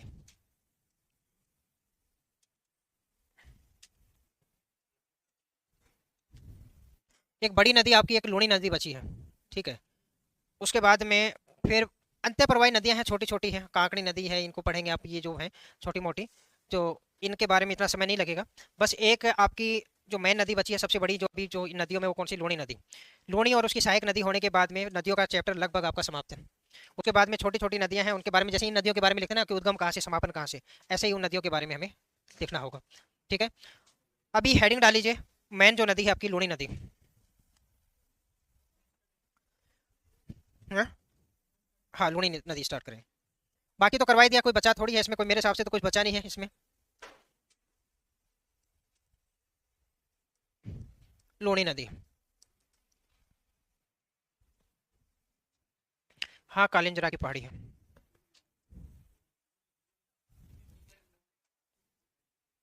टेक्निकल हेल्पर के फॉर्म चालू हो गए क्या, अभी कहाँ हो गए है, आप तो भाई शुरू के भरोसे बैठे हैं जब, तो दिक्कत है। अभी ध्यान देना, सुनिए मेरी बात, उद्गम की अगर बात करते हैं, ध्यान से देखें, उद्गम की अगर बात करते हैं तो उद्गम कहाँ से, नाग पहाड़ी से माना जाता है, कहाँ से, नाग पहाड़ी। नाग पहाड़ी कहाँ पड़ती है आपके, अजमेर में, कहाँ पर, अजमेर में। और ध्यान देना, जब इसका उद्गम होता है, उद्गम के समय, इस समय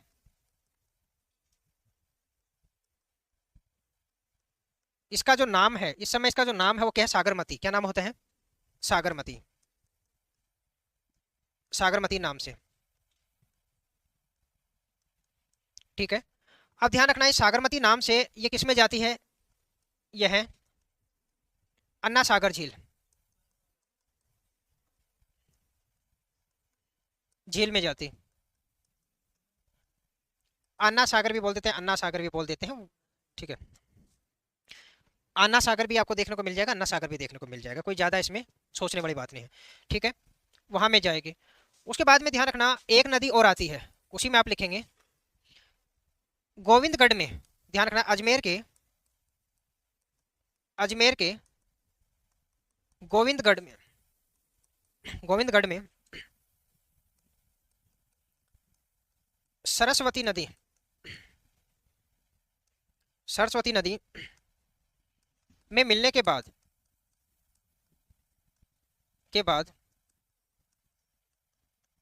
इसका नाम लूणी नदी पड़ता है, लूणी नदी पड़ता है, लूणी नदी पड़ता है। इसके अन्य नामों की अगर बात करें, इसके भाई अन्य नाम क्या हैं, अगर बात करें कि भाई इसके अन्य नाम क्या हैं,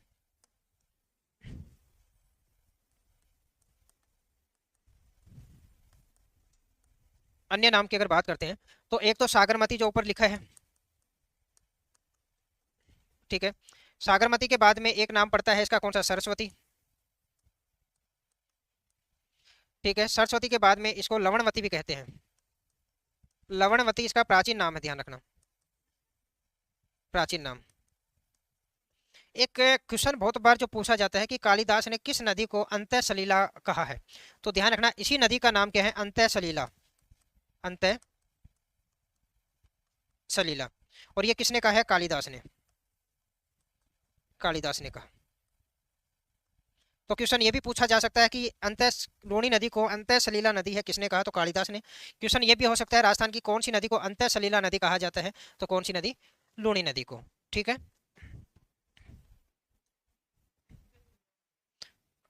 अंतः सलीला कहने का मतलब है ये वैसे तो क्या है कि राजस्थान के अंदर अंतर्वर्ती जो भाग हैं वहीं पर क्या है ये बहती है। ठीक है, लेकिन इसका जो पानी है, जैसे ज्यादातर जो पानी इसका बालोतरा आपका जाता है जो तलवाड़ा का जो क्षेत्र है वहां तक, उसके बाद में जाके कहा के कच्छ के रण का जो क्षेत्र होता है वहां पे जाके क्या हो जाएगी, समाप्त हो गई। कहाँ, अजमेर में कहाँ मिल रही है? हाँ, अंधा सागर झील में गिरेगी, गिर के फिर आगे बहेगी। ऐसा नहीं है कि अंधा सागर झील में बंद हो गई, ऐसा थोड़ी है। ठीक है,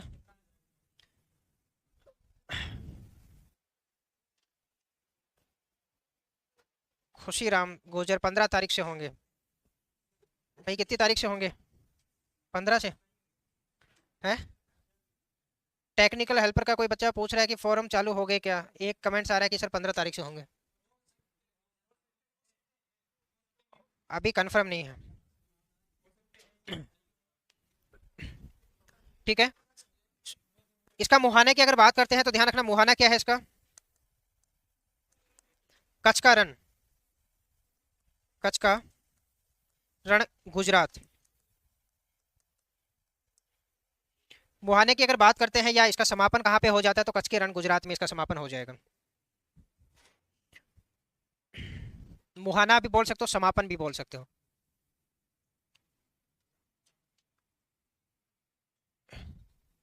चेतन उसमें मैंने लिखवाया था, दो ही नदियां मैंने उसमें लिखवाया था, बनास उसमें सॉरी माही में मैंने दो नदियां लिखाई थी, केवल दो नदियां इसमें बाईं ओर से मिलती हैं, बाकी सारी की सारी दाएं ओर से।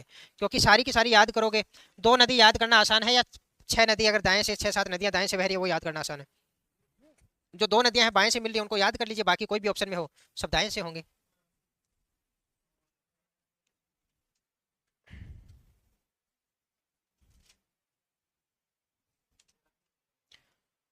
सरजीत पूछ रहा है सर विस्तार, इसका सरजीत आप अपने ईगो को सेटिस्फाई करने के लिए क्या है कि क्वेश्चन करते हैं, क्योंकि मेरे को पता लग जाता है कि बच्चे जो क्वेश्चन करता है तो एक तो होता है कि सर जी इसका विस्तार क्या होगा, एक सीधा अपने है ना एटीट्यूड में विस्तार, मतलब पूछने का लहजा बदल बता देता है कि इंसान का एटीट्यूड क्या है।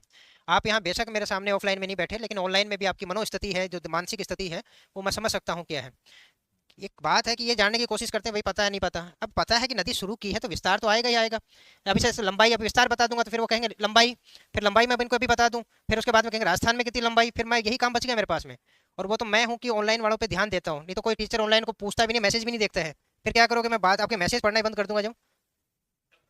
गुस्सा दिलाने के काम करते रहते हैं। अब इनको पता है कि सारी चीजें बाकी पड़ी हैं, कौन सी नदी पूरी होगी, नदी पूरी हो जाए उसके बाद में आप कहोगे सर ये बात है, फिर उसमें भी पूछने का एक तरीका होता है, लहजा होता है। मतलब नदी अभी शुरू नहीं हो इससे पहले आपको सारी जानकारी दे दें एक साथ ही। मैं पहले भी आपको बता चुका हूँ, आप इरिटेट कर रहे हैं। ठीक है, उसी में लिखना है लंबाई 495 किलोमीटर। ध्यान रखना, अगर हम बात करें जल ग्रहण की बात करें तो हमने कहा सबसे बड़ी जो जल ग्रहण वाली जो नदी थी आपकी कौन सी थी, राजस्थान की बनास। उसके बाद में दूसरी अगर सबसे बड़ी जल ग्रहण की दृष्टि से अगर हम नदी की बात करते हैं तो लूणी नदी का नाम आता है। अब ध्यान रखना, अब लंबाई हमने कहा कितनी है आपकी, 495 किलोमीटर। ठीक है, और ये कहाँ जा रही है आपकी, राजस्थान और गुजरात में, राजस्थान एवं गुजरात, राजस्थान और गुजरात में। ठीक है, और ध्यान देना इसकी राजस्थान में लंबाई की अगर बात करते हैं, राजस्थान में लंबाई की बात करते हैं तो राजस्थान में लंबाई इसकी 330 किलोमीटर। कितनी है, 330 किलोमीटर। ठीक है, अगर हम बात करें इसके विस्तार की, विस्तार की ध्यान रखना अजमेर से हम कहते हैं इसका उद्गम होता है। ठीक है, ध्यान देना पहले ये कह रहे थे कि भाई जो बालोतरा बना तो बालोतरा से सीधी ये कहाँ चली जाती है, जालोर में, लेकिन बाद में जो किताबें जो इसका जो विस्तार को लिखा उन्होंने इनमें बाड़मेर को भी इन्होंने क्या किया है, शामिल किया है। तो उन्होंने कहा कि भाई जो पहले तो केस में जा रही है आपकी अजमेर में, अजमेर के बाद में ये कहाँ पे जा रही है, नागौर में, कहाँ पे जा रही है, नागौर में, नागौर के बाद में ये कहाँ पर ब्यावर में वापस आती है, ब्यावर के बाद में वो कहते हैं कि ये कहाँ जा रही है आपकी, ब्यावर के बाद में ये बालोतरा में प्रवेश करती है, और बालोतरा के बाद में कहते हैं ये बाड़मेर में, और बाड़मेर के बाद ये कहाँ पर, जालोर में, और जालोर के बाद ये कहाँ पर, गुजरात में क्या है, प्रवेश कर जाती है। हाँ जोधपुर, सॉरी ब्यावर के बाद में जोधपुर आएगा, सॉरी ब्यावर के बाद में जोधपुर आपको करना, एक जोधपुर भी इसमें शामिल होगा। यहीं पर तो जसवंत सागर बांध या पीछे का बांध जो बिलाड़ा जोधपुर में क्या है देखने को मिलेगा। ठीक है, तो टोटल की अगर बात करते हैं तो 1 2 3 4 5 6 7, तो कहने का मतलब है इसका विस्तार राजस्थान के 7 जिलों में, 7 जिलों में है। ठीक है, राजस्थान के कितने जिलों में, 7 जिलों में। और यहीं पर ध्यान रखना, एक प्रमुख जो बांध इस पे के ऊपर देखने को मिलता है जसवंत सागर बांध, जिसे पिचियाक बांध कहते हैं, वो कहाँ पर, जोधपुर में, और जोधपुर के भी कहाँ पर, बिलाड़ा में आपको देखने को मिलेगा।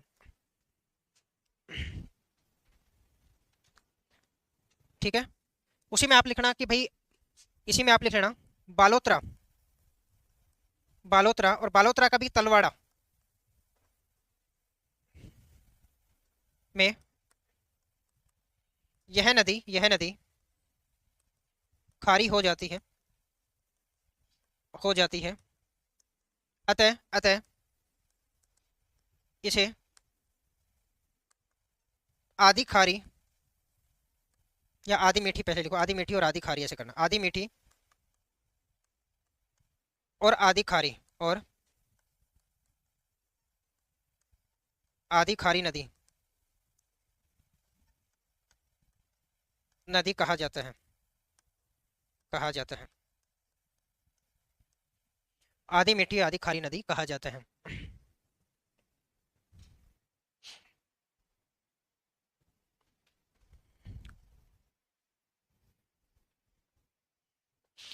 ध्यान रखना, इसमें काफी बार एक बार क्वेश्चन पूछा गया कि पाली नदी है वो किस जिले में नहीं बहती है, तो वहां पर एक ऑप्शन पाली दे दिया था, ध्यान रखना, एक ऑप्शन क्या दे दिया था, पाली।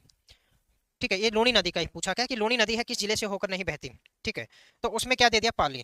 ठीक है, तो ध्यान देना, अब क्वेश्चन में है, मैं बता दे रहा हूँ, इतना हो गया आपका सभी का। एक क्वेश्चन है, 2 क्वेश्चन मैं आपसे पूछ रहा हूँ। ठीक है, अभी मैं लिख रहा हूँ, आपको आंसर देना है कि भाई क्या होगा। हो गया सबका, बचा है?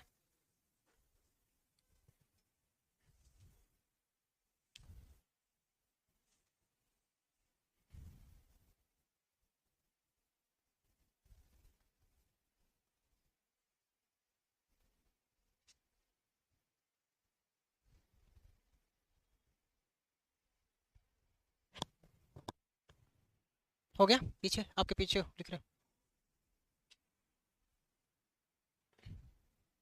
हो गया। चलिए ध्यान देना, क्वेश्चन आपके सामने दो हैं। एक क्वेश्चन पूछा गया है कि निम्न जिलों में कौन सा जिला लूनी बेसिन में शामिल नहीं है। ठीक है, ऑप्शन आपके सामने, नागौर, बी ऑप्शन पाली, सी ऑप्शन आपका जालोर, और डी ऑप्शन आपका जैसलमेर। ठीक है, अभी जैसे कईयों के दिमाग में आ गया, सर अभी तो आप कह रहे थे पाली, अभी आप कह रहे थे कि पाली का नाम ले रहे थे। आप ध्यान देना, दूसरा क्वेश्चन है आपके सामने, निम्न में निम्न में कौन सा जिला लूनी नदी के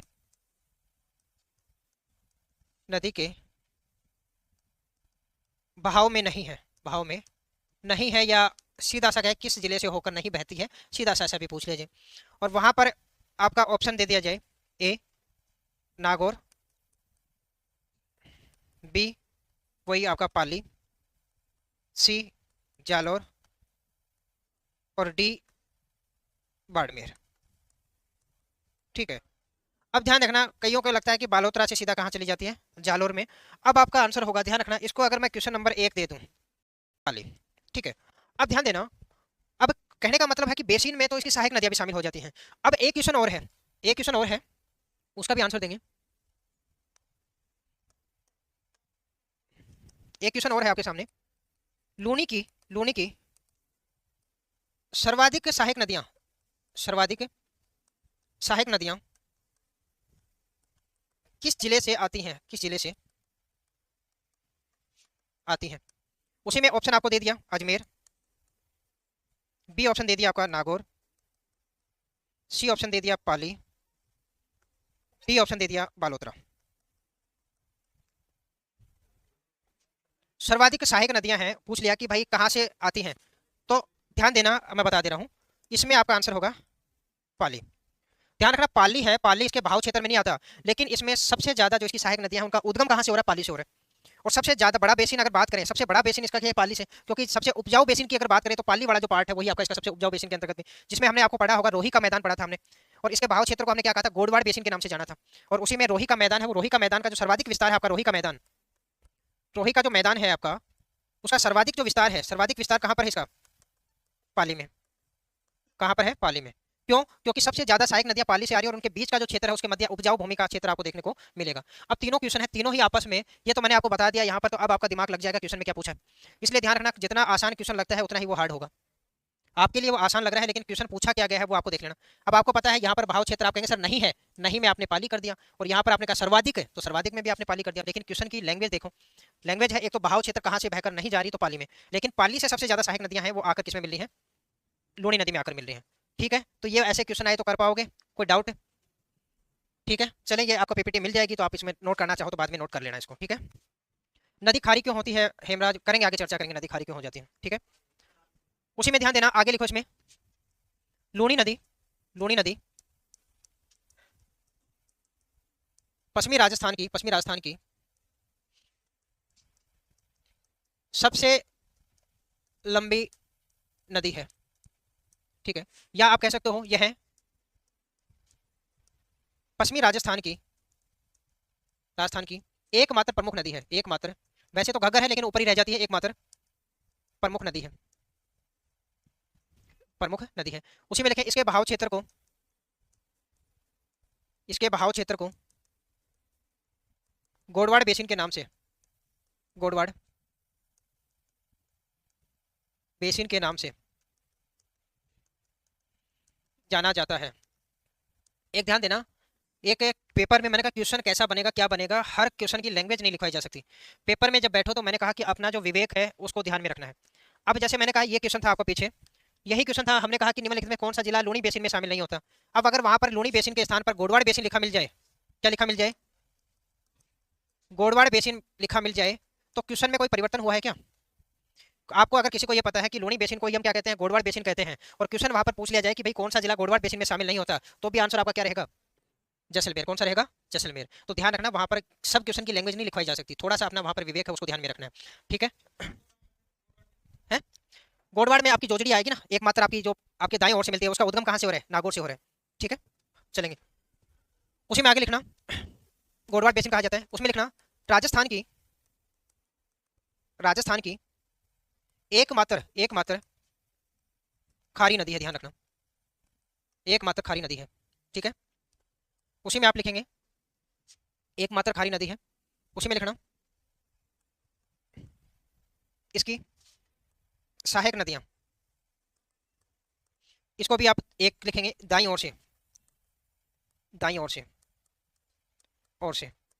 तो लिखेंगे जोजड़ी, जोजड़ी नदी, और बाकी है आपकी बाईं ओर से। ध्यान रखना, अगर पूछा जाए कौन सी दाईं और कौन सी बाईं, तो एक जोजड़ी याद रखना जो दाईं ओर से है, बाकी बाईं ओर से है, बाईं ओर से। बाईं ओर से बात करेंगे तो कौन कौन सी नदियां हो जाएंगी इसमें, लीलड़ी, इसके नाम भी ऐसे ही मिलेंगे आपको, लीलड़ी, सूकड़ी, पहले बांडी कर लो जो क्रम भी वैसे रहेगा, बांडी, मैंने बताया था ना बांडी एक दो नदियां हैं। ठीक है, उसके बाद में आप कहेंगे सूकड़ी, सूकड़ी, मीठड़ी, जवाई, सागी। ये खारी नदी को है, लेकिन खारी नदी है वो इसकी सहायक नदी है, ध्यान रखना, कई किताबें खारी नदी भी लिख देती हैं, खारी वो जवाई की सहायक नदी, फिर वो जाके इसमें मिलती है। हाँ, लूणी बेसिन की बात करें तब आप उसमें खारी को शामिल कर देंगे आप।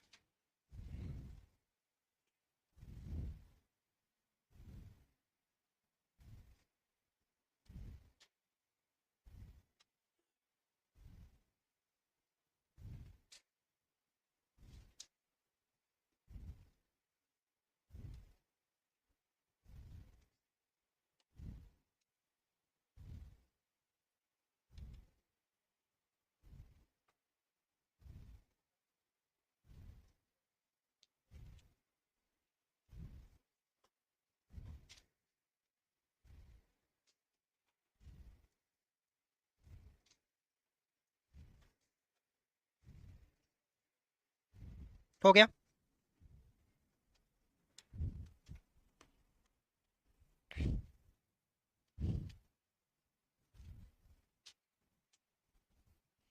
हरीश, मीठड़ी नदी तो हमारे तहसील वाड़ी से निकलती है, पाली डिस्ट्रिक्ट में, बाली तहसील में। हाँ बिल्कुल, पाली से होके आएगी। सांबर झील में कौन सी नदियाँ गिरती हैं? सांबर झील में करेंगे हिमराज, थोड़ा सा पेशेंस रखे, सांबर झील भी करेंगे। हो गया, चले आगे। अब ध्यान रखना, एक आपको है कि भाई पश्चिमी राजस्थान की जो सबसे लंबी नदी है, और जो पश्चिमी राजस्थान का ज्यादातर जो क्षेत्र है, ध्यान रखना, पश्चिमी राजस्थान की, हमने कहा पश्चिमी राजस्थान की प्रमुख नदी है, प्रमुख नदी है, ठीक है। और इसीलिए इसे ध्यान रखना, मारवाड़ की गंगा है, मारवाड़ की गंगा है वो कह दिया जाता है। पश्चिमी राजस्थान की, जैसे मारवाड़ का अमृत सरोवर तो किसे कहेंगे? जवाई बांध को, ठीक है। अगर पूछा जाए कि मारवाड़ की गंगा कौन सी है, तो कौन सी? आपकी इसी नदी को। और ध्यान रखना, अगर क्वेश्चन पूछ लिया जाए कि भाई साकरी नदी किसे कहा जाता है, साकरी नदी, तो ध्यान रखना, पुष्कर में, पुष्कर में इसी को यानी लूणी को कहा जाता है। लूणी नदी का ही जो पुष्कर में जब बहती है, तो पुष्कर में जो अजमेर से निकलकर जो इधर आएगी पुष्कर में, पुष्कर वाले बेल्ट में, तो वहीं पर इसको साकरी नाम से जानते हैं, ध्यान रखना। वैसे इसे क्या कहा जाता है? मारवाड़ की गंगा के नाम से जाना जाता है? जवाई बांध है वो तो करेंगे, लिखेंगे, अभी टेंशन मत लीजिए। जवाई बांध है वो लिखेंगे तो वहां पे बताएंगे, ठीक है। हाँ, दाएं से एक ही है, एक ही है दीपक, दाएं से एक ही नदी आकर मिलती है, जोजड़ी। जहां पर लास्ट में डी डी डी लग जाता है, वो सारी की सारी क्या है? इसी की है। जोजड़ी, मिठड़ी, बांडी, सुकड़ी, मिठड़ी और सागी, अगर और जवाई को एक और हटा देते हैं तो।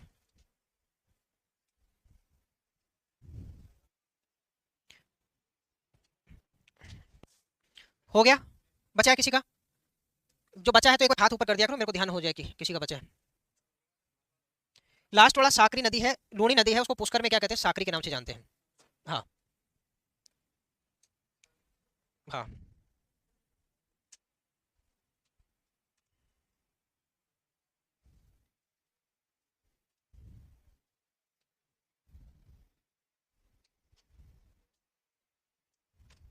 हो गया। अब ध्यान देना, एक बार क्वेश्चन पूछ लिया गया कि, ध्यान देना, क्वेश्चन था कि पुष्कर की पहाड़ियों में, पुष्कर की पहाड़ियों में जब वर्षा होती है, जब वर्षा होती है तो बाढ़ आती है, तो बाढ़ आती है। देखो क्वेश्चन, देखो किस हिसाब से पूछा गया है, ठीक है। उसमें ए ऑप्शन दे दिया आपका पुष्कर, बी ऑप्शन दे दिया अजमेर, सी ऑप्शन दे दिया बालोतरा, डी ऑप्शन दे दिया नागौर या जोधपुर, कोई भी मान लीजिए, ठीक है। तो ध्यान देना, कहा जाता है कि जब इसमें बाढ़ आती है, जो अजमेर के पास जब अरावली है, ध्यान रखना, जब बाढ़ आती है, इसका उद्गम कहाँ से? अरावली वाले क्षेत्र से।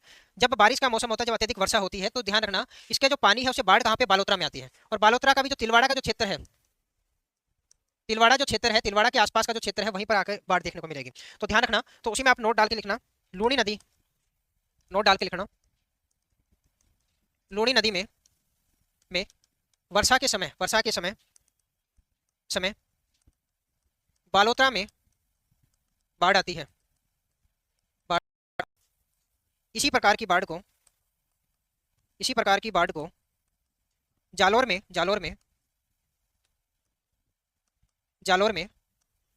रेल या नाड़ा के नाम से, रेल या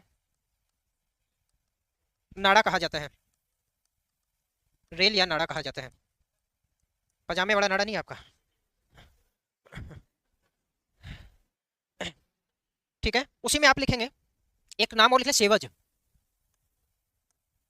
एक नाम लिखे सेवज, सेवज। उसी में लिखना, लूणी के बहाव क्षेत्र में, बहाव क्षेत्र में बनने वाली अस्थायी झीलों को कहा जाता है। ध्यान रखना, जैसे आपके क्वेश्चन पूछा जाता है ना, पलाया क्या होती है, पश्चिमी रेगिस्तान वाली, ऐसे क्वेश्चन सेवज पर अभी तक इतना ज्यादा पूछा नहीं गया है, तो क्वेश्चन हो सकता है सेवज है, ठीक है। तो उसमें क्या है कि लूणी नदी के बहाव क्षेत्र में जो अस्थायी झीलें बन जाती हैं, उसी को आप किस नाम से जानते हैं? सेवज के नाम से जानते हैं।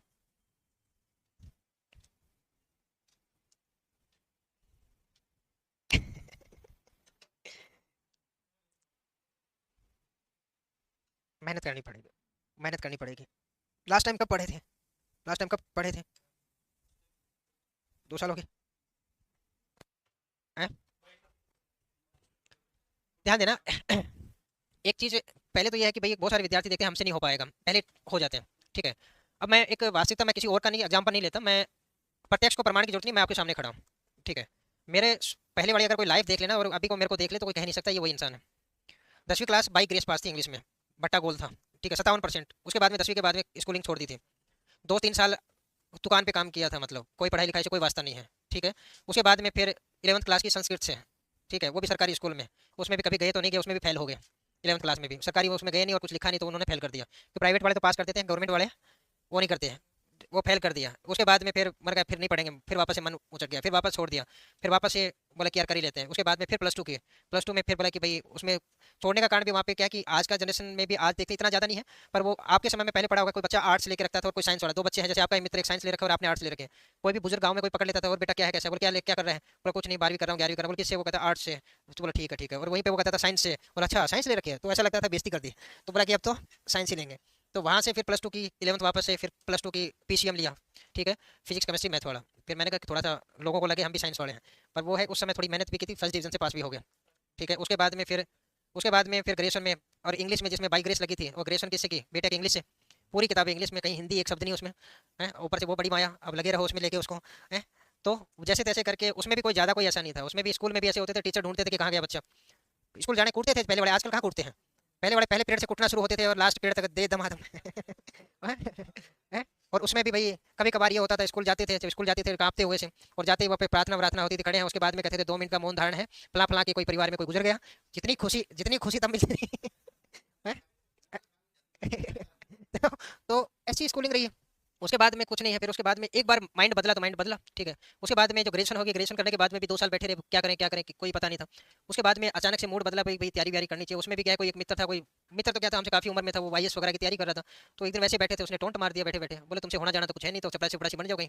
फिर कहीं ना कहीं लगा कि भाई कि ऐसी कौन सी कमी है जो हम नहीं कर सकते तैयारी। उसके बाद में यूपीएससी की तैयारी में लग गए, और ऐसा भी नहीं है 2 बार मेंस लिखा है, आरएस का भी मेंस लिखा है, इंटरव्यू तक के भी गए हैं, और उसमें भी आज हैं। ये आपका ज्योग्राफी हिस्ट्री इकोनॉमी कोई संबंध नहीं था अपना, दूर दूर तक कोई संबंध नहीं था। अभी सारे सब्जेक्ट ही पढ़ाता हूँ, इंडियन इकोनॉमी में पढ़ाता हूँ, इंडियन हिस्ट्री में पढ़ाता हूँ। आपका सबसे मजबूत जो पार्ट है वो ज्योग्राफी का पार्ट है, इंडियन ज्योग्राफी का। उसमें तो आधी रात को कोई सपने में भी पूछ लेता है ये क्या है, तो अपने आप शब्द निकलाते हैं, ठीक है। उसके बाद में राजस्थान वाला पार्ट है, ये पढ़ा वो रहे हैं जो हमारे दूर दूर तक वास्ता ही नहीं था। तो ऐसा नहीं है कि भाई आपका शुरुआती आपका बेस कमजोर है तो आप कर नहीं सकते, ठीक है। और जो आपने देखा होगा, जो शुरुआत में 10th और 12th में जो टॉपर रहा करते थे, उनका आगे फ्यूचर बड़ा डगमगा जाता है।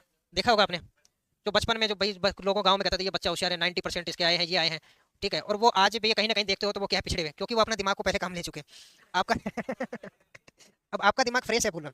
आपका वो 3 इडियट्स मूवी है ना, उसमें वो एक वायरस होता है, वो कहता है कि वो जो क्या कि अगर मार्केट में इनका दिमाग बेचने जाए तो सबसे ज्यादा दामों में बिकेगा, क्यों, क्योंकि अभी तक यूज ही नहीं हुआ। तो तो वैसा है, तो ऐसा नहीं है कि कर नहीं सकते हैं। मेरा कंप्यूटर साइंस, हाँ, ठीक है। चलिए इधर आ जाइए, आ जाइए आ जाइए। उसमें लिखना टाइम कहाँ हो गया, अभी बचे हैं 5 मिनट। चलो मैं एक डायग्राम बना देता हूँ, डायग्राम आराम से देख के बना लेना आप घर पे। नहीं नहीं चलो यहाँ पे मत बनाना, ठीक है। नाग पहाड़ी,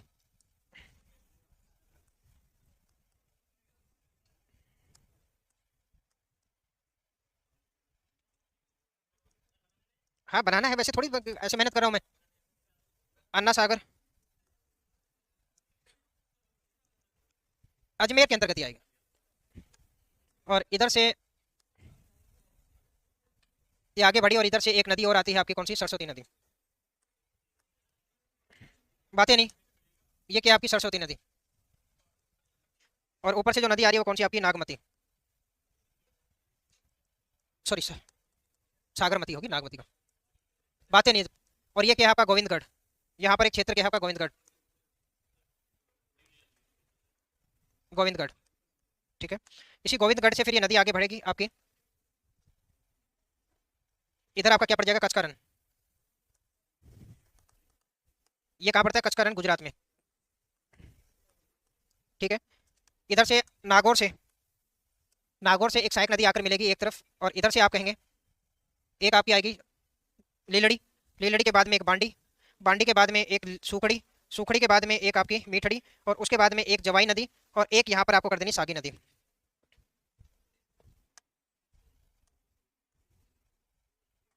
ये इधर से एक नदी आ रही है, कौन सी आपकी, जोजड़ी नदी, एक ही नदी आएगी। और ध्यान रखना, एकमात्र नदी जो अरावली से उद्गम नहीं होता, लूणी की एकमात्र नदी, एकमात्र नदी जिसका उद्गम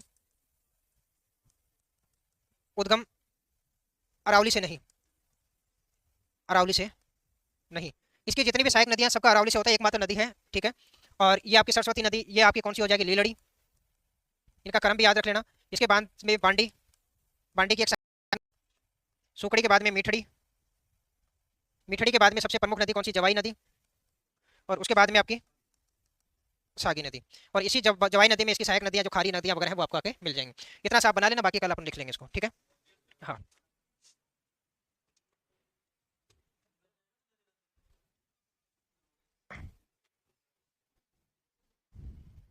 ठीक है, चलिए मिलते हैं फिर कल की क्लास में। आज की क्लास को यहीं विराम देते हैं।